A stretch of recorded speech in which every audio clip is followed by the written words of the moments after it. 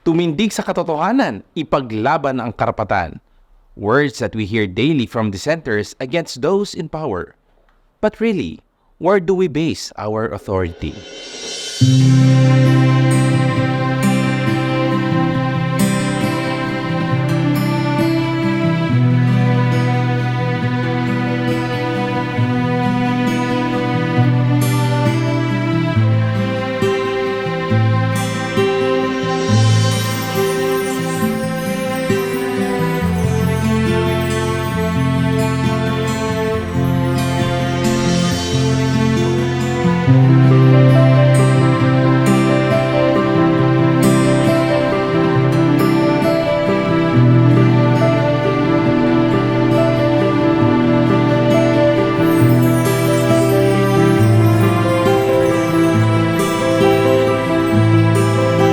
In today's world, true and genuine authority seems to be distant.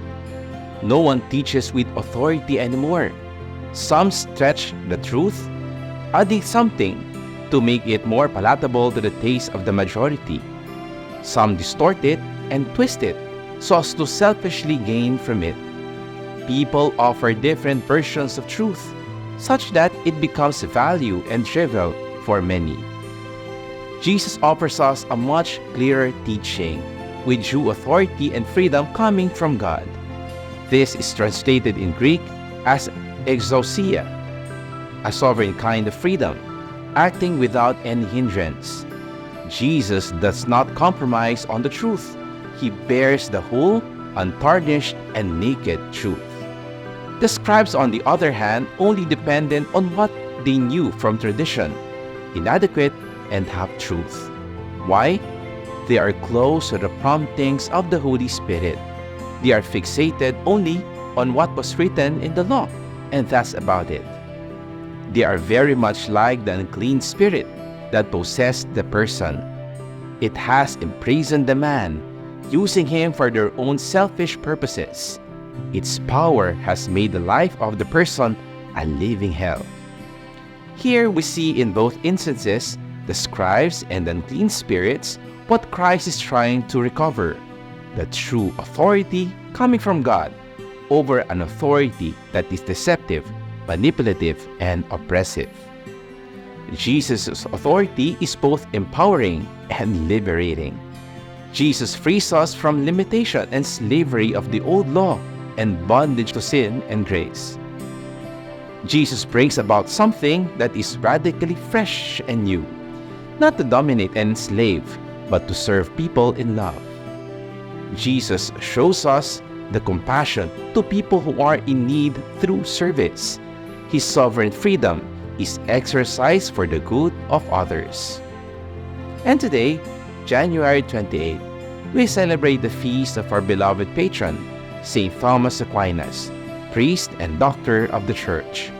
He was called Doctor Angelicus, perhaps, as Pope Benedict XVI says, because of his virtues, of the sublimity of his thought and purity of life. His clear and exact theology has been the pillar of Catholic teaching for nearly 1,000 years. What makes for Thomas's theology unique is in fact not his intellectual prowess, but his ability to admit of his inadequacy to learn and write everything.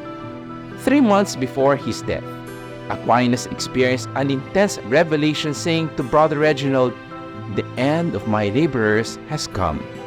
All that I have written appears to be as so much straw after the things that have been revealed to me."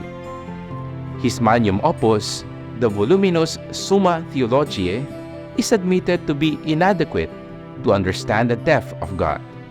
Thomas was said to be praying one morning for the crucifix when the voice of Christ spoke out, "You have written well of me, Thomas. What reward will you receive from me for your labor?"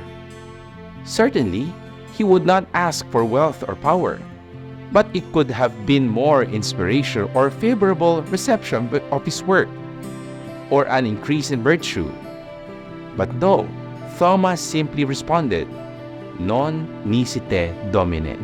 Nothing but you, Lord. Here we grasp the sole purpose of his work. only the Lord. Pope Francis said that Thomas shone with righteous intelligence and clearness. He contemplated them with fervent faith in the Lord. Thomas's authority to teach and preach is not grounded on an arrogant display of intelligence, but out of his love for Jesus in the service for the church. He sought for truth and presented it to people. He let the light of Christ spread over the darkness of sin and ignorance. Lumina Pandit.